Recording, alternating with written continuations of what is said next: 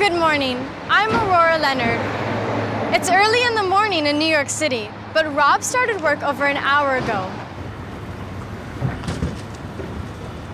He's one of the 6,000 men and women that work as sanitation workers for the New York City Department of Sanitation.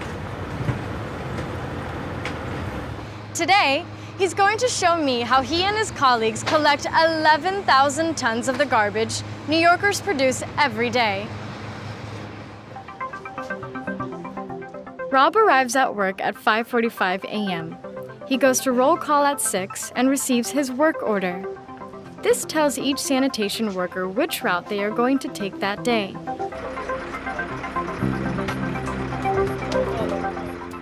After roll call, Rob and his partner set off on their route. Sanitation workers always work in pairs. One is the operator and the other is the loader. The operator is in charge of the vehicle, and the loader is in charge of collecting and loading the garbage, but they often have to work together. There's a lot of waste, and the bags are usually big and heavy. Today, Rob's working in Manhattan.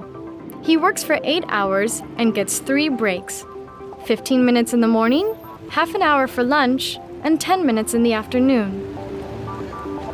He usually finishes at 2 p.m. after he and his partner have deposited all the garbage at the disposal site.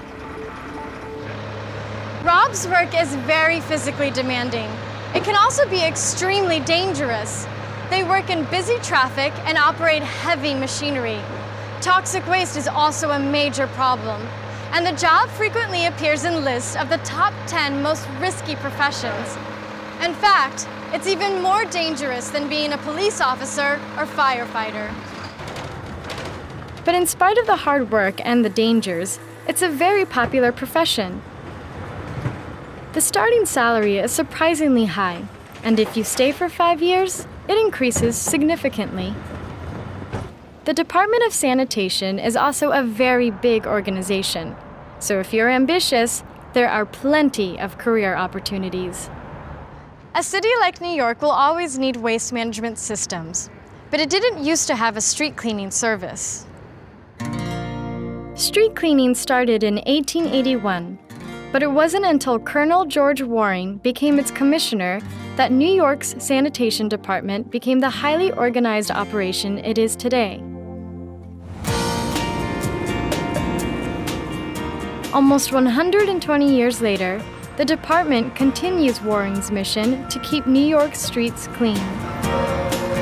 But the job has changed. The city has managed to reduce its waste by 1,000 tons per day, largely thanks to recycling, and people are much more environmentally aware than they used to be. But while the waste may change, the essence of the job will stay the same. New York will always need people to collect and take away its garbage.